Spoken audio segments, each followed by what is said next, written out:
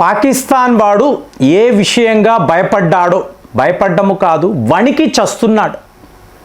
మీకు ఇంకా దిగువ ప్రాంతాల్లో ఉండే ప్రజలు, రైతులు, మీకు వ్యవసాయం చేసేవాళ్ళు, వీళ్ళందరూ ఎప్పుడో వలస వెళ్ళిపోయారండి. ఈ ప్రాంతాలను విడిచిపెట్టి వెళ్ళిపోయారు.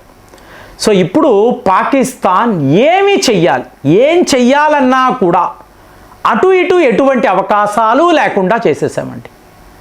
అంటే ఏ ఒక రూల్ని కూడా మనము ఇవాళ పాటించడానికి సిద్ధముగా లేము. మీరు అది యునైటెడ్ నేషన్స్ అనండి, అంటే ఐక్యరాజ్య సమితి అంటాం కదా, world bank, international monetary fund, America, China, ఎవడు చెప్పినా నో రూల్స్, మేము ఏం చెయ్యాలని అనుకుంటున్నామో అదే చేస్తాము. అంటే ఇండస్ వాటర్ ట్రీటీని మనం ఫ్రీజ్ చేసాం. ఫ్రీజ్ చేసినప్పుడు మీకు గుర్తుందో లేదో, పహల్గామ్ దాడులు జరిగిన తరువాత ఫస్ట్ యాక్షన్ సాలాల్ డ్యామ్ అని అంటారండి. ఇక్కడే జరిగింది. ముందు ఆ డ్యామ్ని మనము క్లోజ్ చేసి పడేసాం. తరువాత మీరు చూసారో అనుకోండి, తెరవడము మళ్ళీ ముయ్యడం, ఈ గేట్స్. కానీ ఇవాళ రెండు అతిపెద్ద ప్రాజెక్టులు ఎక్కడ, చీనబ్ రివర్ అంటారు. మీరు ఎవరైనా హిమాచల్ ప్రదేశ్ వెళ్ళుంటే పైన లడాక్ ఉంటుంది కదండి, లడాక్కి దిగువ ప్రాంతంలో హిమాచల్ ప్రదేశ్, అవునా? ఇక్కడ మీకు చంద్ర అనబడే ఒక నది ఉంటుంది, అలాగే బాగాన్ ఇంకొక నది. ఈ రెండూ కలిస్తే మీకు చీనబ్ రివర్, దాని కిందే మీకు బ్యాస్ అనబడే ఒక నది. సో ఇవాళ మన ప్లాన్ ఏంటో చెప్పమంటారా? ఈ చంద్ర అనబడే నది ఉంది చూడండి, ఈ చంద్ర అలాగే బ్యాస్, ఈ మధ్యలో మీకు కనెక్టింగ్ పాయింట్ ఉంటుందండి.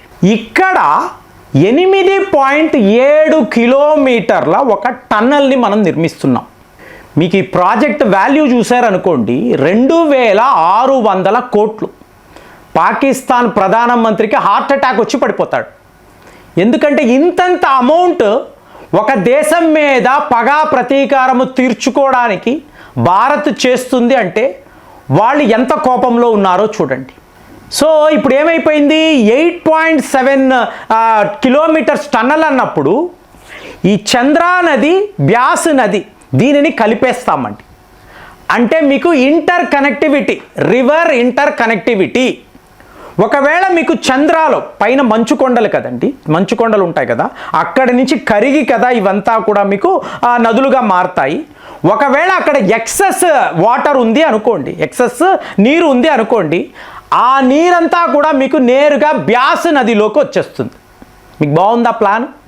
సో ఇలా వచ్చేటప్పటికి అటువైపు చీనబ్ రివర్లో పాయలు ఉంటాయి చూసారా, ఈ పాయలు పాకిస్తాన్లోకి వెళ్ళడానికి ఎటువంటి ఆస్కారము లేకుండా చేసేసాం. అంటే అక్కడ ఒకవేళ సాలాల్ డ్యామ్ ఉంది చూసారా, అక్కడ దాకా నీరు వస్తే గేట్లు మూసేస్తాం. సో చీనబ్ రివర్ యొక్క చుక్క నీరు కూడా పాకిస్తాన్లోకి వెళ్ళకూడదండి. అంటే ఎంత పంతము చూడండి.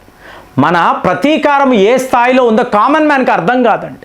ఏదో కామ్గా వీళ్ళు ఏదో వస్తున్నారు, ఢిల్లీలో ఏదో చేసుకుంటున్నారు అనుకుంటున్నారు, కాదండి. చాలా చాలా కోపంగా ఉన్నాం. ఒకవైపు పాకిస్తాన్, ఇంకొక వైపు బంగ్లాదేశ్, వీళ్లను విడిచిపెట్టే సమస్యే లేదు. సో ఇప్పుడు ఈ సాలాల్ డ్యామ్ దగ్గర మీకు ఈ లెఫ్ట్ ఓవర్స్ ఉంటాయి, అంటే ఈ సెడిమెంట్ మెటీరియల్ ఉంటుంది.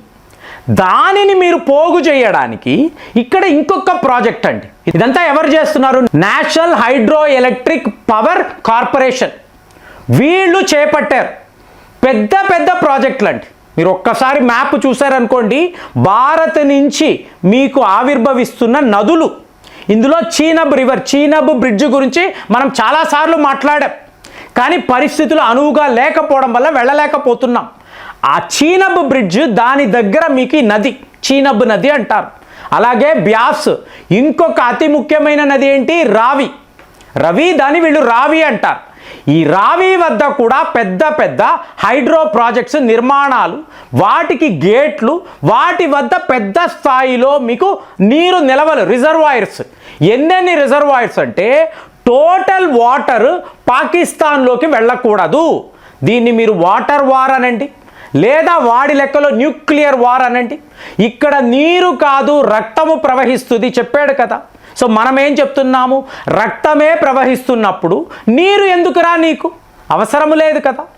సో ఇక్కడ ఏమవుతుంది, పంజాబ్, అతి ముఖ్యమైన ప్రాంతం పంజాబ్, వాడిదాకా నీరు వెళ్ళదు. మరి అక్కడ నిలవలు ఎవరివి ఉంటాయి? మీకు ఆటోమేటిక్గా సింధుస్థాన్ అంటున్నాం కదా, సింధు ప్రావిన్స్ వద్ద ఎక్కడైతే రిజర్వాయర్స్ ఉన్నాయో, నిలవలు ఉన్నాయో, ఆ నీరు మాకు కావాలి అని చెప్పి పంజాబ్ నీరు మాకు కావాలి అని, ఇదేనండి డివైడ్ అండ్ రూల్ పాలసీ అంటారు. ఒక్కసారిగా మీరు పైన ఉన్నప్పుడు ఈ నీటిని ఆపేశారు అనుకోండి, కింద ఉండే పాకిస్తాన్ ఈ ప్రావిన్సెస్ వీళ్ళందరూ కొట్టుకు చేస్తారండి.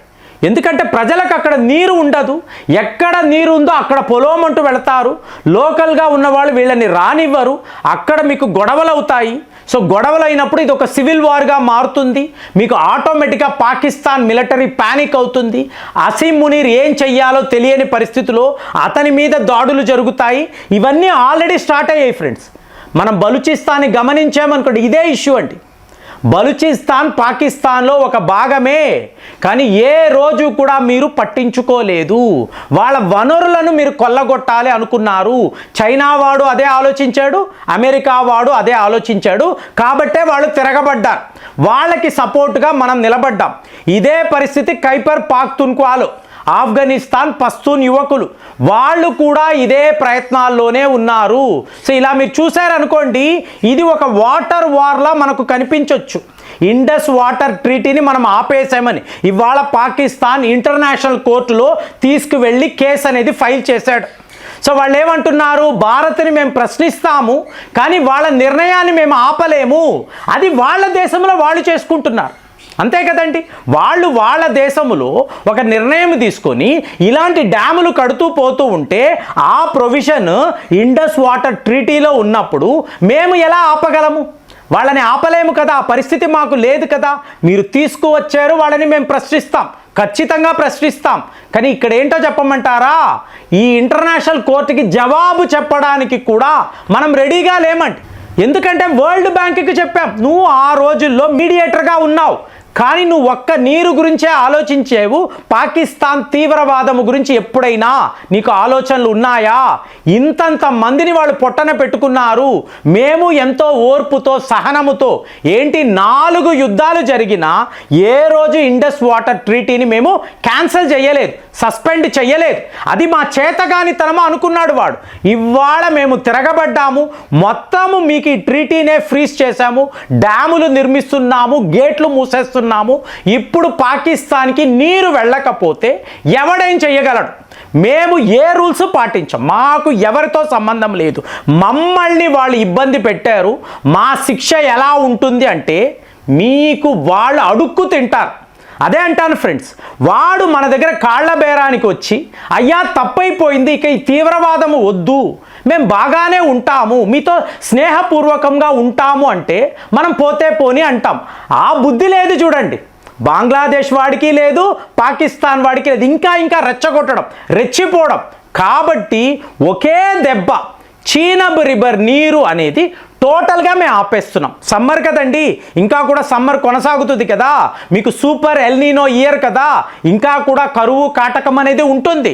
మనము మాత్రము చాలా స్ట్రాంగ్ డిసిషన్, 2600 కోట్ల రూపాయలు ఖర్చు పెట్టి ఈ టనల్స్ నిర్మాణము చేస్తున్నాము అంటే వాడికి ఎలా ఉంటుంది? వాడు ఏం చేయగలడు? ఇవాళ అందరూ మాట్లాడుతున్నారు, మనము మాత్రం ఏమీ మాట్లాడడం లేదు. ఓన్లీ యాక్షన్, ఏం చెయ్యాలో అదే చేస్తున్నాము. ఇప్పుడు పాకిస్తాన్ వాడు ఏం చేస్తాడని మీకు అనిపిస్తుంది? కామెంట్స్లో రాయండి. మళ్ళీ వచ్చే వీడియోలో కలుద్దాం. జై హింద్.